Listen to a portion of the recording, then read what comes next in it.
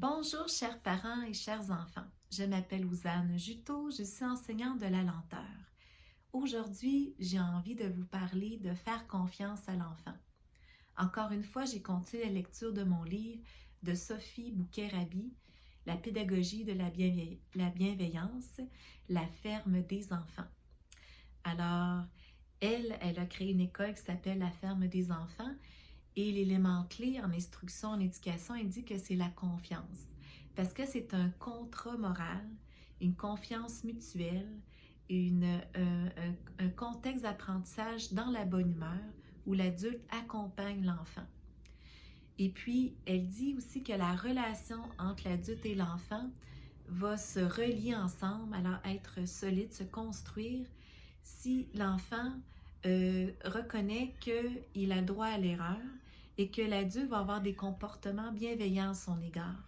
Alors que ça soit, par exemple, de répondre à ses besoins, d'avoir un ton calme quand il y a une situation de crise, de l'encourager même s'il fait des erreurs et de nous-mêmes, comme adultes, de dire qu'on fait des erreurs.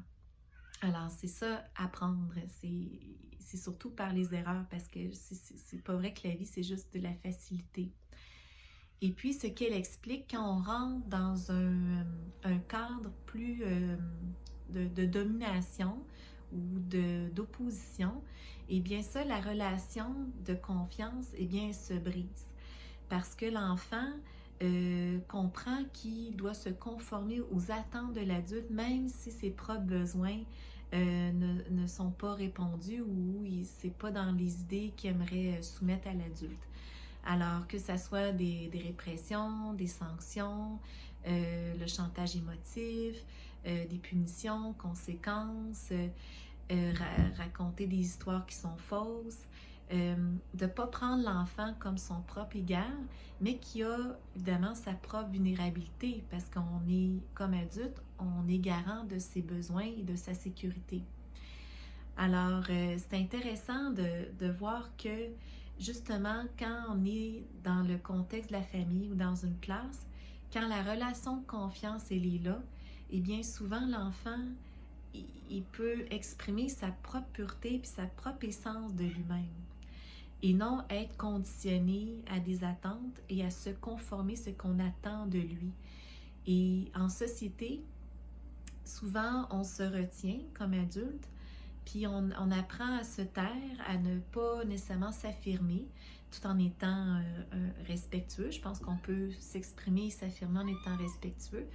Alors, c'est ce qu'elle dit un peu quand elle parle de la confiance, c'est que ça se répercute justement dans nos vies adultes, un peu aussi comme la bienveillance. Alors, un enfant qu'on porte un regard de confiance, bien, c'est un enfant qui va davantage s'épanouir. Alors, c'est ce que j'avais envie de vous partager. Et une belle citation que je veux vous dire, c'est l'encouragement. Je vais regarder ma feuille. L'encouragement est à l'enfant ce que l'eau est à la plante. C'est-tu pas beau? L'auteur, c'est Rudolf Drécourt. Et justement, derrière moi, j'ai plein de belles petites plantules accompagnées de mes chats qui prennent du soleil, qui vont grandir tranquillement. Et j'ai un beau plateau ici à vous montrer de petites plantes de tournesol qui pourraient être mangées parce que les graines ont germé. Mais moi, je vais les mettre en sol, je vais leur donner les bons soins, s'assurer qu'elles ont assez d'eau, que la terre est bien enrichie avec du compost et qu'elles sont bien orientées en plein soleil parce que ça va donner des fleurs soleil, les fameux tournesols. Et puis, voilà, je pense que sans dire que l'enfant est une plante, mais je crois que plus on lui accorde l'importance, plus on développe une relation d'égalité avec lui tout en considérant sa vulnérabilité et que l'enfant, en retour, a une relation, a confiance en l'adulte, eh bien ça peut faire que de la magie dans nos échanges avec les tout-petits. Alors voilà, c'est ce que j'avais envie de vous partager. Ayons confiance aux enfants, ayons aussi confiance en nous comme adultes et arrêtons de chercher à contrôler ou à avoir peur de perdre le contrôle. L'enfant est là pour nous ramener à la simplicité, c'est-à-dire de simplement vivre et de lâcher prise. Alors, c'est une belle leçon de vie que j'apprends à travers mes lectures et j'avais envie de vous les partager.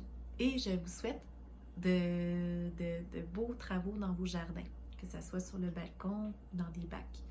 Alors, bon printemps, on se revoit la semaine prochaine. Bisous, bisous!